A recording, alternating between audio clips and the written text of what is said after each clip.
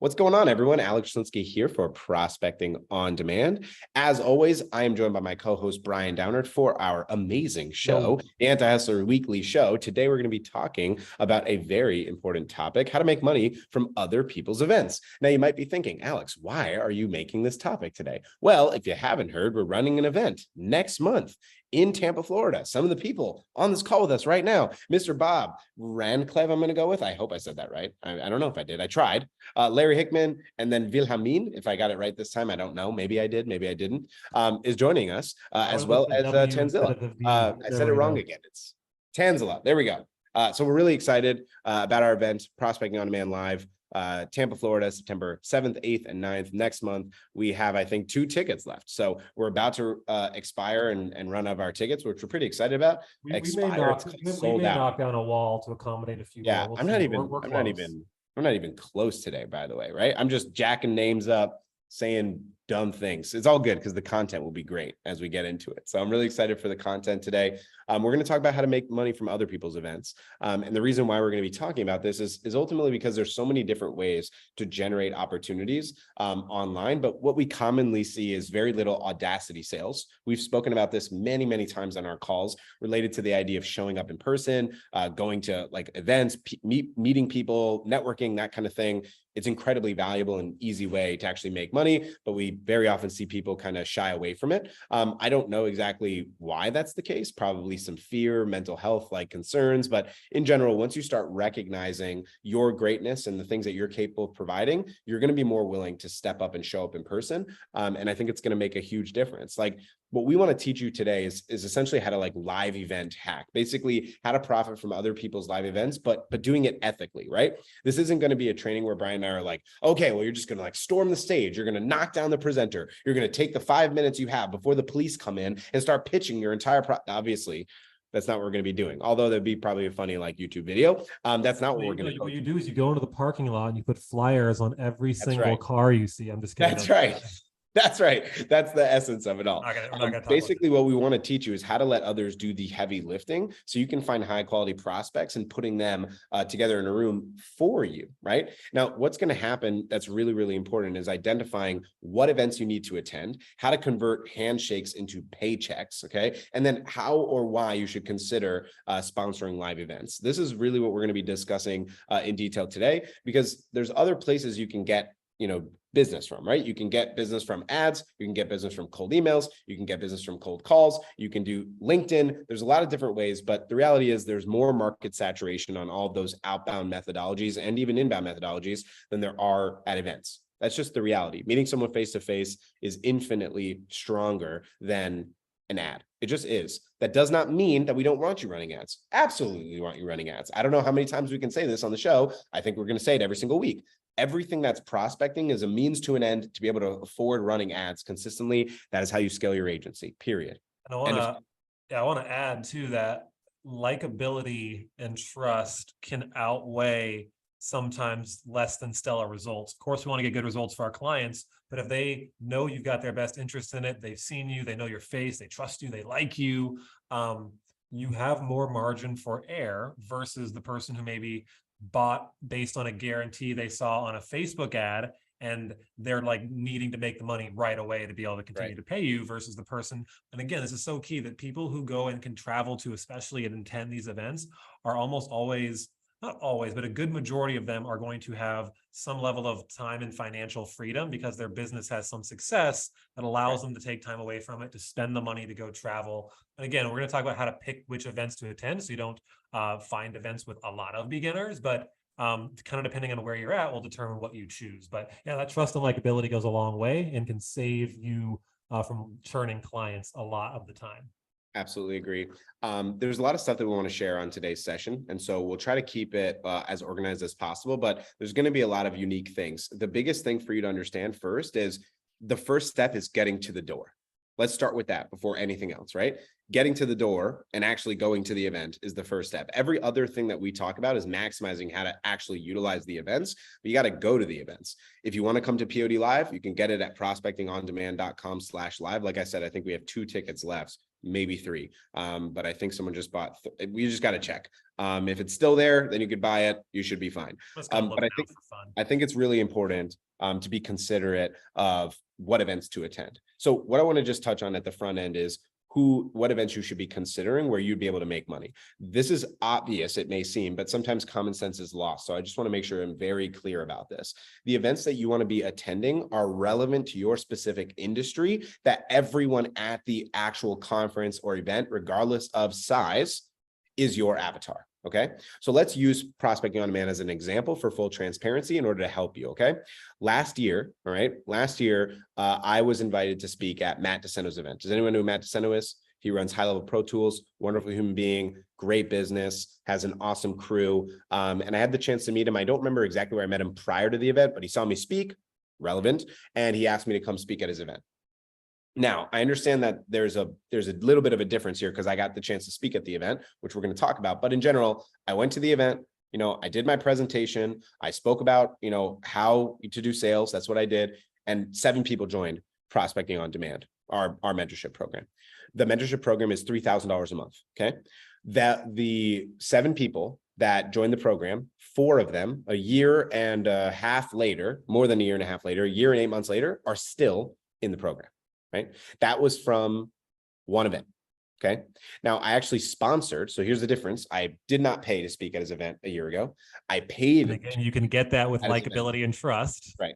I paid to speak at his event in January. And the reason why is I transparently told him like, hey, you're giving me a really great opportunity. I think it's only fair that I sponsor the event, to which then the next year he asked me to sponsor it, to which I did. We had less people join the program, but it doesn't matter. We still had someone join. We still made profit on it, but the opportunity is available to you. Now, you're going to say, okay, but Alex, like, how do I do this, right, if I am not speaking at the event? And that's what we're going to be talking about, the remaining element of this call. But before that, we want to talk about how to get these events. Brian, I'll kick it over to you, give you an opportunity to kind of talk about where we find events. Cool. So before I talk about how we find events, I would say you need to kind of look at where you are in your journey. And if you're towards the beginning and you're not quite sure who your offer's for, who you really want to serve, and you haven't really dialed that in, I would say be open to more of the traditional local networks like BNI. Chamber of Commerce is okay. Those are a lot of newer businesses who just opened typically. BNI can tend to have more established people who exist to refer each other. It's tough though, right? You kind of have to try and be okay at going to a couple of events that like aren't good and like learn from that and be like, okay, don't let that sour all of them for you, but learn, okay, I shouldn't be going to the local young professionals mixer at that bar because I saw it on meetup.com. It's not a good group of people, but hey, my local BNI, there's actually a couple of referral sources there. So I think you can be a little more malleable in the beginning of which events or associations. We're talking like, it doesn't just have to be an event that only happens once a year. We run 3 events a year.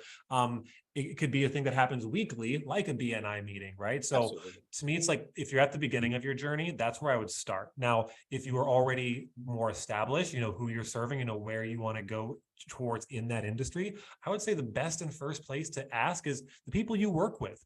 Ask your clients and your community, what events are you guys aware of? What events are you attending?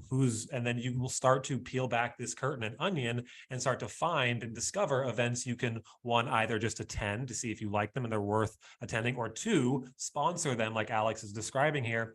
And again, there's varying levels of how you can do this. Some, depending on what they are, if it's like a local niche association that's having a meetup, they may welcome you with open arms to speak because they want to just add value to the community and don't expect you to pay them anything. Someone else who's running an established event may have, the opportunity for you to sponsor at different levels. So I'd probably wait and hold off on sponsorship until you really know and understand the audience that you want to serve, and you can really plant your flag there and take on a group of those clients at a time. But the best and always place we would start is asking our community, and they're going to start to tell you and give you ideas of where you can look. And then you start to peel back that curtain. There's one really easy place to also go find events. Brian was talking about local community. Look up your local area Facebook group or LinkedIn group, especially a business professional one, and just ask if there's any meetups. When we're talking about events, we don't mean just established like traffic conversions or the high level event or the ClickFunnels event or any other event, POD Live, any event, meaning like a group meetup. right? Whether it's 10 people or 1,000 people is not relevant, because if there's 1,000 people, you can't talk to 1,000 people anyway. So it doesn't matter, right? It's just a matter of, can you get in person with people that are in your audience? Love the concept, Brian, of asking your clients. It's so smart, especially for established companies, because they are going to events. The other consideration that you want to have is just Google. I know this is like completely life altering advice here, but if you if you search Google, like events for attorneys 2023, you're going to find different events that are applicable to you and that makes sense for you to go to. And ultimately, that's how you can create a huge amount of opportunity for yourself. Brian was making a great point about the sponsorship side of things. I want to give you a little bit of leverage to consider. There's really like two different considerations you can have for events. My recommendation is, if you have a longer runway, meaning like you are not pressed for cash, you don't need the decision to be exactly perfect. You don't have to make a whole bunch of money from the event right now, right? If that's the scenario, okay, and you have more leeway and more wiggle room, my recommendation is to be an attendee before you get a booth or a sponsorship, unless there's a speaking sponsorship and you feel very confident that you're going to be able to crush it. And that way, then I would be very strongly considering it. But for those of you that, have runway, the easiest thing to do, right, is to just get a ticket. And the entire focus of the event for you is on KPIs of booking appointments.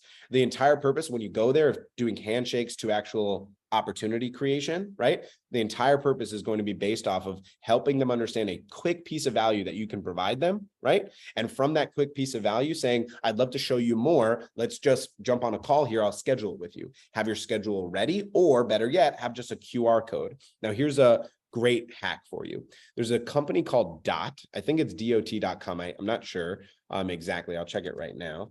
But there's like a dot. It's not that one. Okay. So Dot marketing. I'm not sure. While you're looking for that, I want to throw something. I want to add on to this too. Yeah. I would, yes, you can go as an attendee before you actually sponsor, but the framework and kind of like a ad lib, you plug in your own phrases and terms here that I just dropped in the chat, is kind of an outreach script you can use to potentially get like a free sponsorship slot. And what I mean by that is just make the ask like, hey, I saw you guys run some really cool events. I want to know, I've been serving roofers for X amount of years. I want to know if there's any way I could add any value to your event or participate. And then they may say, hey, we only have sponsorship slots. Okay, cool. We maybe consider that, but there could always be an open door here for you to get a very, very low fee sponsorship fee, or free, or even like a lunch and learn, right? Where you're just gonna go buy lunch for the group and then teach them something, which I did many of those when I ran my agency in the patio furniture space. We'd go to the local tile store and all these home service businesses would come. And once a quarter, I would get to buy them lunch and show them something cool and always pick up a couple clients. Yeah, absolutely. And I love that. It's such good advice. The other consideration related to Dot, I wanted to show this to you guys because I think it's really valuable. Dot cards is what they're called. It's just like a networking opportunity that is, you can get a card or you can get like a little stamp that is attached to your phone. So you guys can see this, right? It's really easy because basically you press it and it's like a link tree and it gives them access to all of your stuff and your calendar, and you can just book it with them right there. So the KPI should be, how many numbers and information can I gather and how many meetings can I book? Because that's where you're going to create the opportunity for follow-up and sales. That's super valuable to do. I strongly recommend it. It's like $95 or whatever. Like Dot is very inexpensive. This is it right here. This Dot, it's $20. It's $20.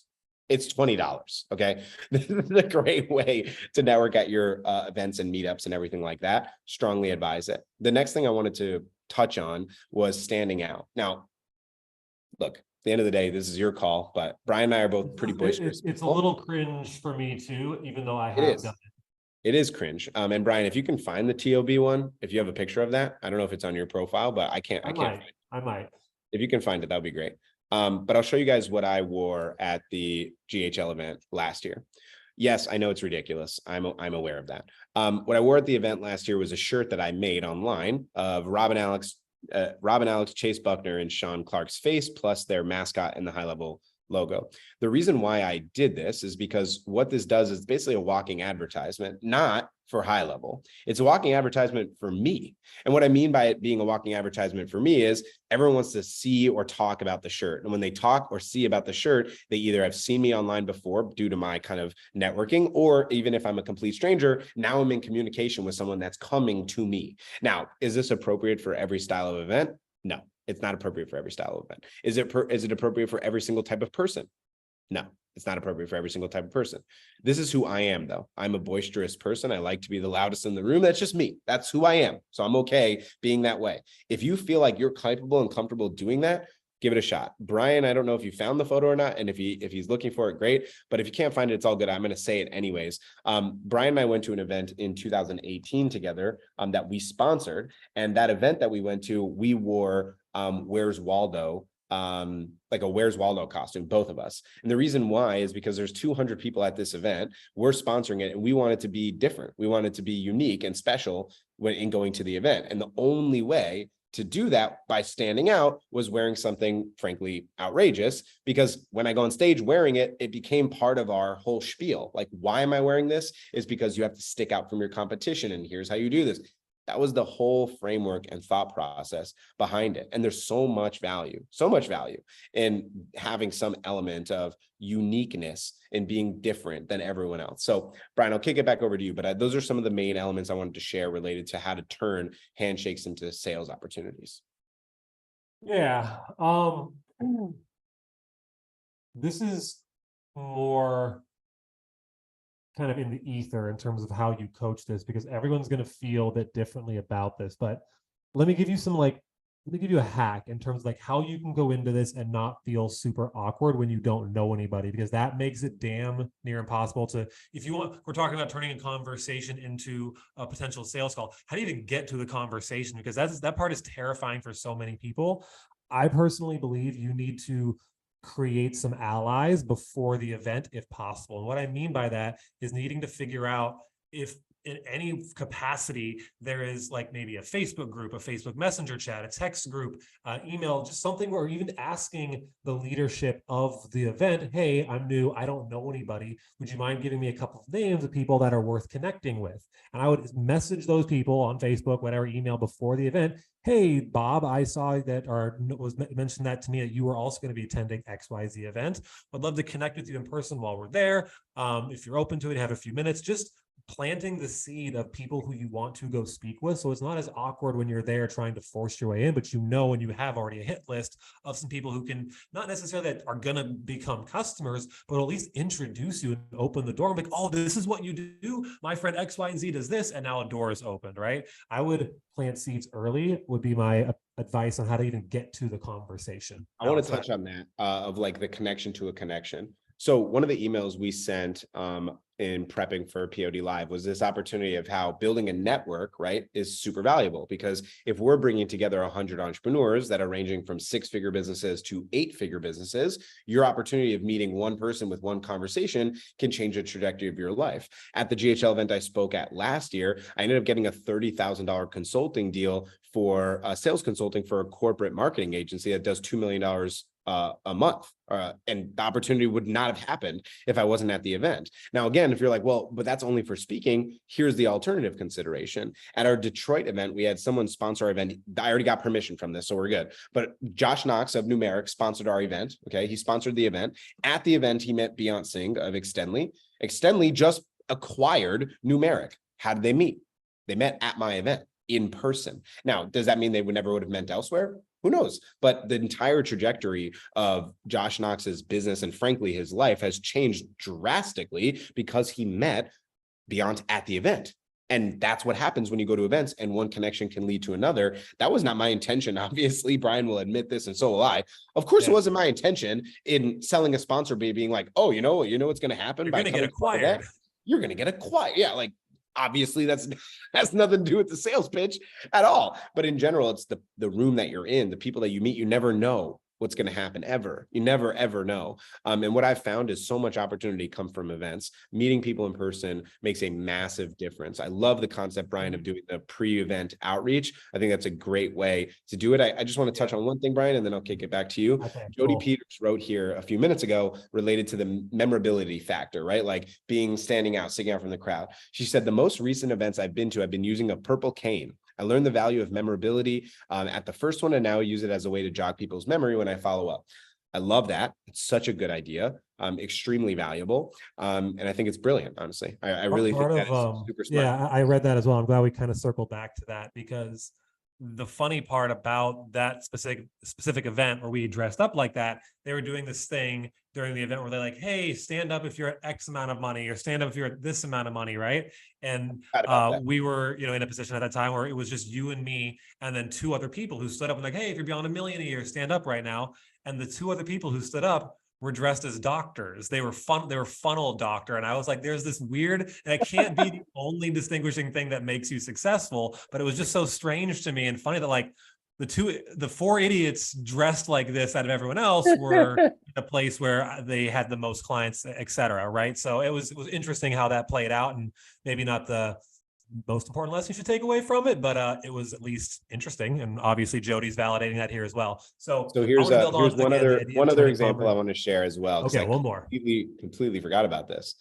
So at CarrotCon, I spoke at an event called Carrot in 2019, and we sponsored it, as you can see. And I was wearing a bright orange carrot suit. Again, this is who I am. I like being this type of person, right? Some people don't like it, and that's totally okay. But I'm remembered for this. People still talk to me about this all these years later. This was 2018 or 2019, I think. I'm laughing at the team photo. We have I was just tagging all of our coaches in today for State of the Union next week. And there's so many people now in the community. It's amazing. Oh, yeah. It's wild. Thank you, everyone, for being a part of that as well. 100%.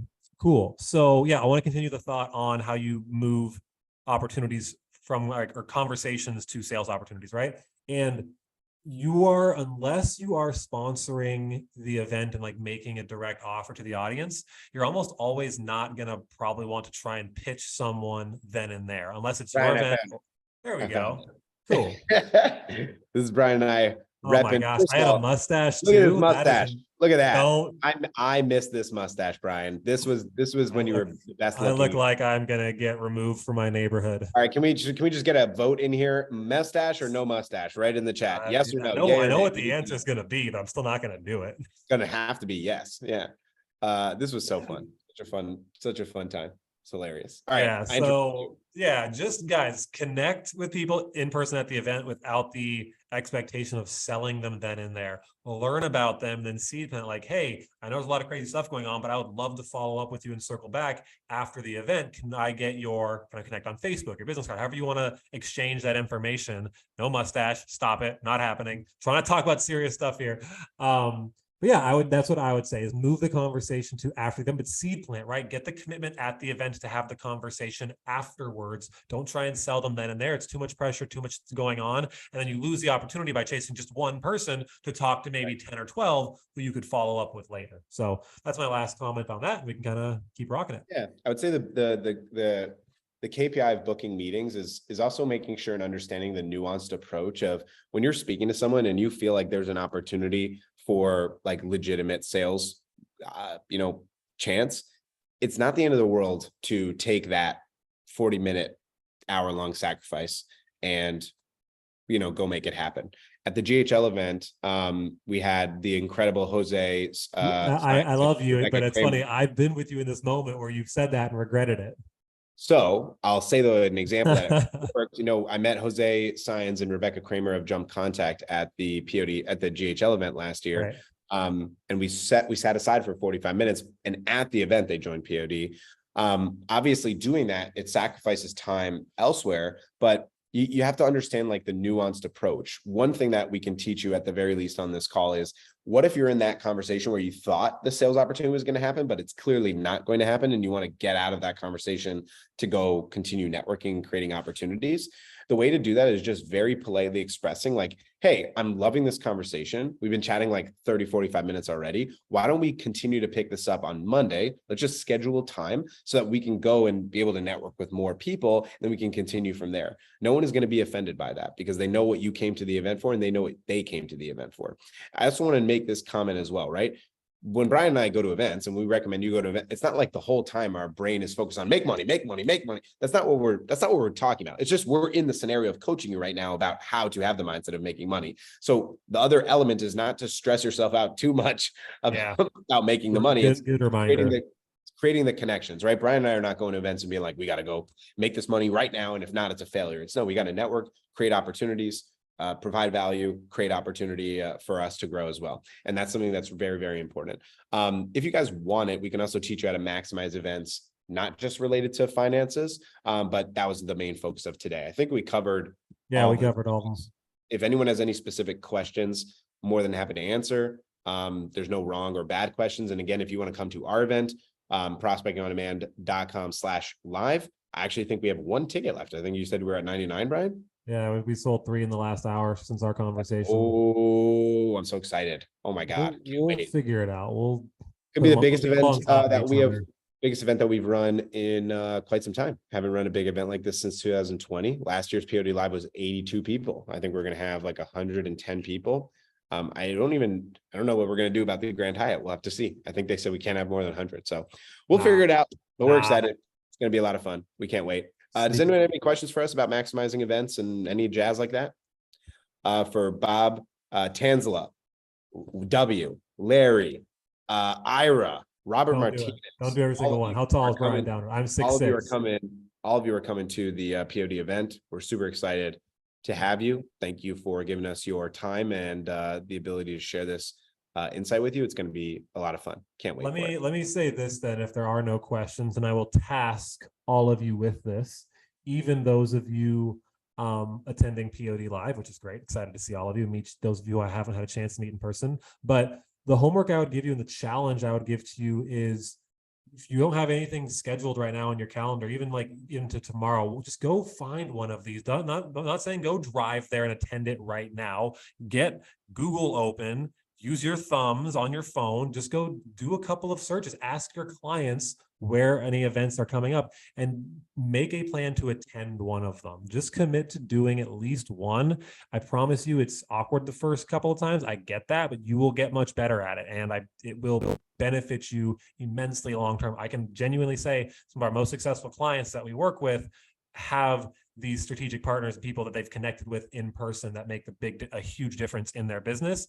That can happen for you too. You just got to be willing to get out from behind the computer. I know we all want to work in this box sometimes, but a lot of good things happen when you meet people in the real world.